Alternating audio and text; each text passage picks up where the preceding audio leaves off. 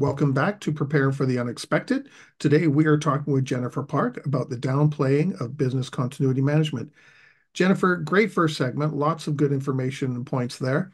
I got a question for you though. Considering we are having so many crises going on in the world, the geopolitical, climate change, the usual things that happen almost on a daily basis, it seems to be more and more and more. And yet, organizations are still cutting budgets and resources from programs. What are they not getting? Why is that happening? Yeah. So I think it's a couple things, some of which we talked about earlier about sort of that need and drive for profits. Ever increasing growth, ever increasing profits. In order to continue to grow and have profits, even if you're not in a growth phase of your company's life and you're just sort of at a steady state, the need for more profits means you have to cut budgets someplace. And I think a lot of times people are feeling confident or overconfident in their ability to respond. As we mentioned, all of those different Mhm. massive disasters that sort of have happened over the past 2+ decades. And the companies are still there and they felt like they handled it. So that I think they're thinking, we've got this. We've handled it before. Do we really need that business continuity person? Maybe not. Especially as your program gets pretty mature and it's almost in a maintaining the status quo. It's a mature program that everything is just sort of stable and steady and it's mostly just updates on an annual basis. You're not really thinking about where are we going or responding to new potential risks that you want to identify or new resource dependencies to include. I think people get a little bit complacent and say, "Oh, we've got that plan. It's fine." And I've talked with other professionals just in recent conversations where it seems like every 5, 10 years, there's a resurgence and we have to rebuild our business continuity programs. And somebody Mhm. comes in and does that. And then they look in the archives and they're like, oh, I've got these plans from 8 years ago and then 15 years ago. And you can see sort of that ebb and flow. We build up a program, we get it mature, it stabilizes for a while. People think, oh, we need to cut budgets. Where's an easy one to cut? Business continuity. It's not a revenue producer. It's an expense generator. People and headcounts and tools can get expensive for doing that and maintaining that. So I think if we don't continue to drive value in what we do beyond just saying, yep, you've checked the box and you have a business continuity plan, it's an easy place to cut. Um, from that perspective, again, with that people feeling like they've been able to respond to some pretty massive disasters and have come out okay on the other side. Because again, when you have a team of one, I think about me at Boston Scientific. I'm one person. I just hired somebody new, so we're now a team of two for 50,000 people. Like that's a massive company in comparison to the numbers. How much can one individual person do in an actual real disaster um, beyond helping to facilitate responses? I'm not building medical devices. I'm not running the operations. I'm just helping you to facilitate and have a smoother response. So I feel like that seems to be an easy, like, oh, let's just cut that person out, or let's downgrade it for a high level professional. We can bring in an analyst position or a lower level to maintain the programs from that point. And I think one of the other things people are thinking about is AI. Who doesn't have a co-pilot? Every single app out there. But now you do the co-pilot. Now do a chat GPT. And I feel like it's becoming, this collective mindset of you're just going to type in a disaster that happens. How should I handle an IT outage? And Copilot or ChatGPT or whatever other program that you choose to use is going to spit out a whole bunch of information with a bunch of steps. And if you're not a trained professional or somebody who's thinking about and doing this all the time, it probably looks pretty good. It's going to give you some basics. Some are probably going to work. A bunch of it might not. A bunch of it might not be relevant. And so I think people are now starting to think, oh, can AI just tell us what to do? I don't need a professional who does this all the time. I'm just going to use, the collective knowledge that the internet has and has found Mhm. and funnel it down into a couple of quick steps. I'm going to do that and we'll be fine. We'll be good. Who needs a business continuity program when we can just have, an AI bot tell us what to do? So I think there's a couple of things going on, of whether you've manufactured your program so well that it's mature and they don't need you anymore to now, technology is going to replace us. I think the maturity of programs too, sometimes people think once you've gone through the cycle, the BIA, Yep. the risk, the Yep. developing a plan, testing, and one round of maintenance, okay, now it can run itself. We'll Yep. just send out automatic emails using AI, let's say. Yes. We Yeah. do all of that, and there we go. We're done. So we don't need someone to be around for that. Yeah. But what people forget is that it's a struggle to get people involved in the first Yes. place. Yeah. So if you're just going to send out automated emails or using AI to update something, if they're ignoring a real person, they're going to Yeah. ignore something else. And then Yeah. to your point, 5, 10 years down the road, people say, oh, yeah, we have all this stuff on the shelf somewhere. Yeah. Yeah. I jokingly say, like, my job is mostly herding cats. That's what Yeah. my job is. I tell people I'm not the subject matter expert in what you do. If I was, I would build your plan for you. But unfortunately, I don't do quality. I don't build medical devices. I'm not a manufacturing engineer. And so I really need the knowledge that they can bring. And my job is to herd all of those cats together to get that information on the page and keep it updated. But yeah, I feel like I spend a lot of my time doing that. You also mentioned something that grabbed my attention that I'm Yeah. sure will grab everyone's attention. Create value. How Yeah. do you go about creating value for, or your suggestions, I should say? I don't want you Yeah. to give away any secrets you may have No, there at no, no. Boston Scientific, but how do you recommend those that are struggling with how to show value um, to their executives, to their management, to the organization in general? What kind of things should they consider doing or changing? Yeah.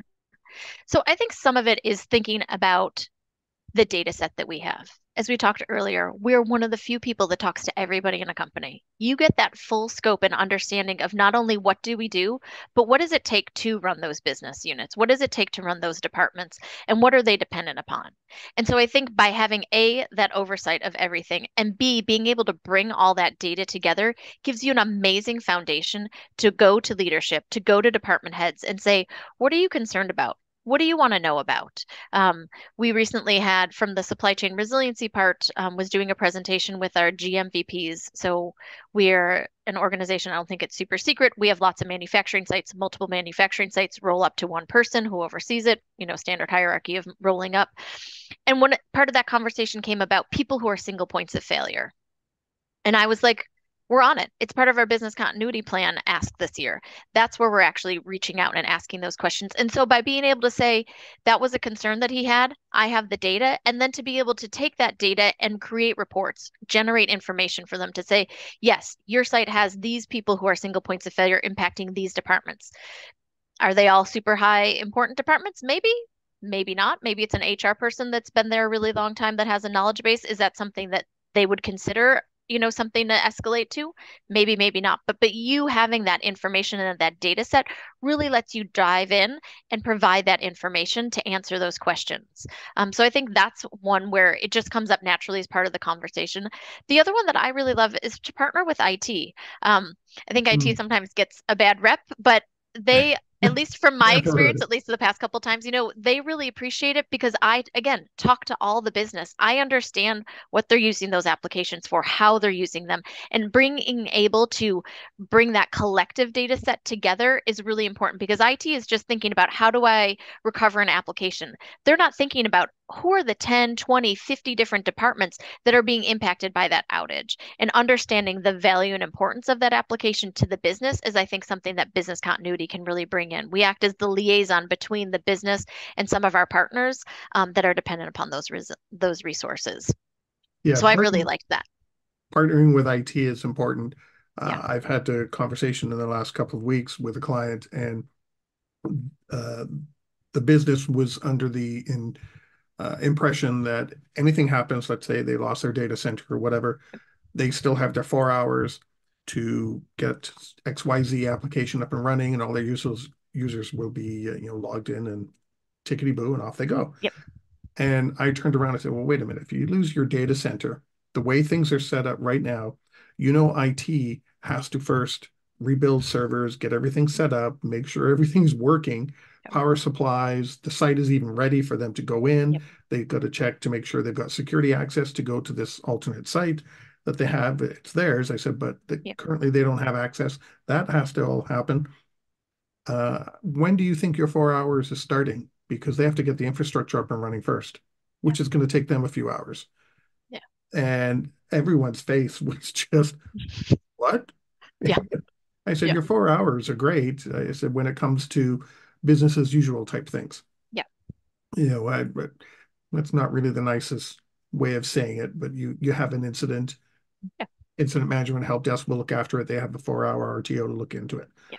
You know, but um, that doesn't always happen when the scale and scope gets bigger and bigger. It's like, well, Yeah. no, we can't Yeah. do 4 hours if we're rebuilding everything, right? Yeah. So partnering with IT and understanding expectations is important. I agree with you completely on that. Yeah. Yeah. I think, and I always like to stress to people like, and that's 4 hours from when they've potentially declared a disaster. What if it's something that, it's really clear when it's a data center outage? Sure, everything's down. We're clearly going to rebuild and do that as fast as possible.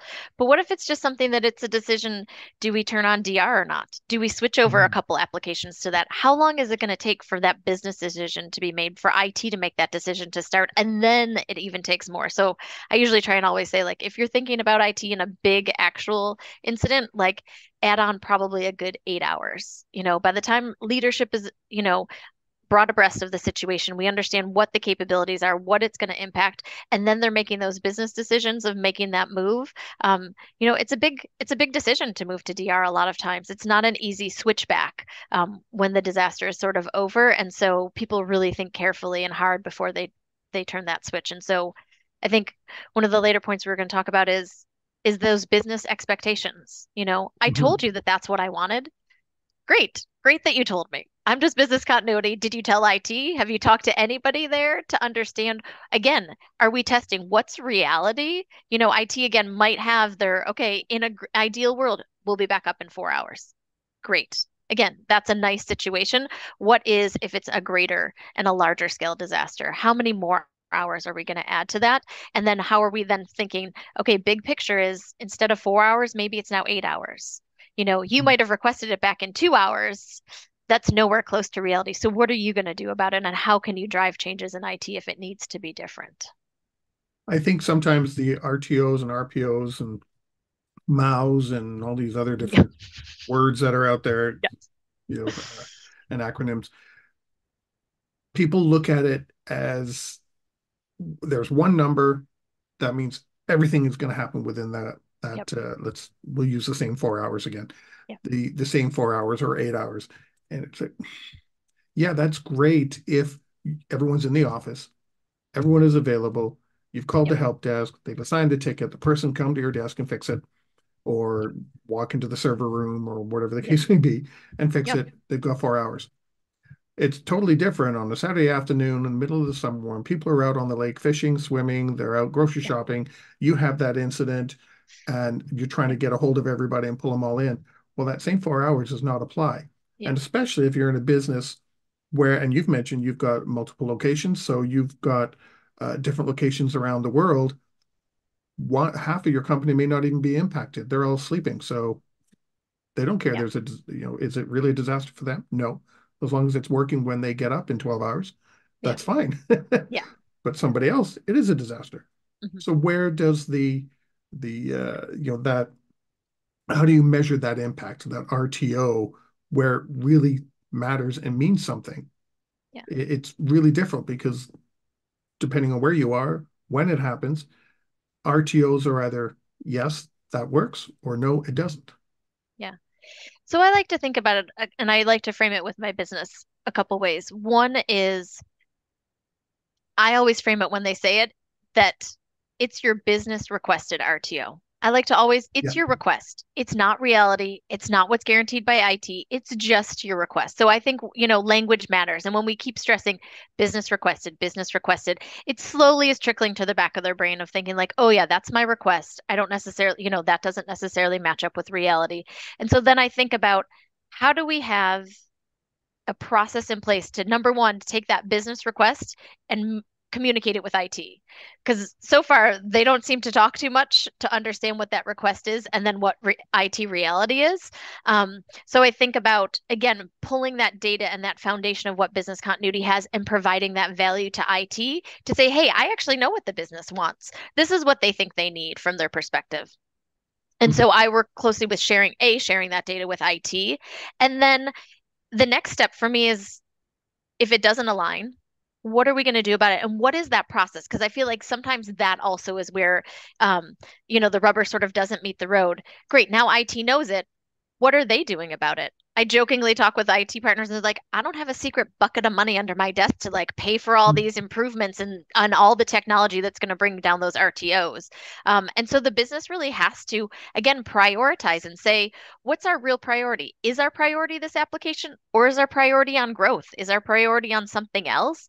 Um, Together to then actually say, not only is IT have the time, but now the business is going to fund it so that we can actually drive those RTO changes to maybe match what the business request is with what IT reality is. But again, the business needs to prioritize that work and often fund it because the IT is not going to be able to fund it on their own.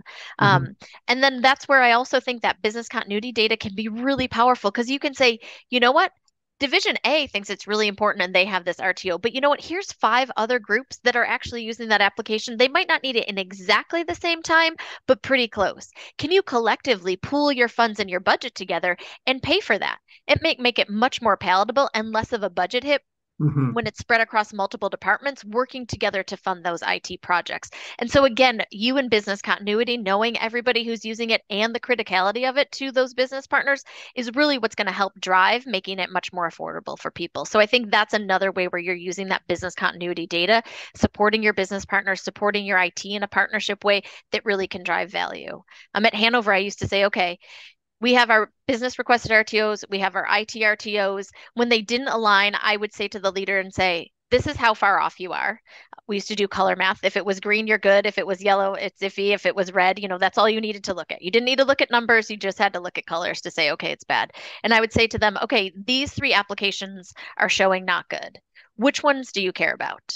Okay, you only care about one of them. Great. I'm going to set up as a business continuity partner, I'm going to bring the IT project team together and you as the business together with everybody else who's using that app in a red position and say, it's important to all these business partners. IT, what is the project? How do we get that started so that IT can start working on, estimates and cost and project time for doing that? The business can understand what their obligations would be from a testing and a rolling out that new change to those RTOs as well as the funding for it and bring those people together. Again, I feel like I do a lot of facilitation and a lot of herding of those cats. So by having it and saying business continuity is going to own bringing you together. You choose to do it. That's a business choice. That's not my choice. But I'll at least help facilitate that so that we can improve. And that's another where you can say we're working on resiliency as well. It's not just business continuity, but we're working on that resiliency of the business and IT operations. And by, trying to not just shoehorn yourself in. I don't like to be those like, hey, business continuity says to do it or, but how can we support and make that process smoother and easier? And that's what I like to try and do in those types of situations is to help facilitate.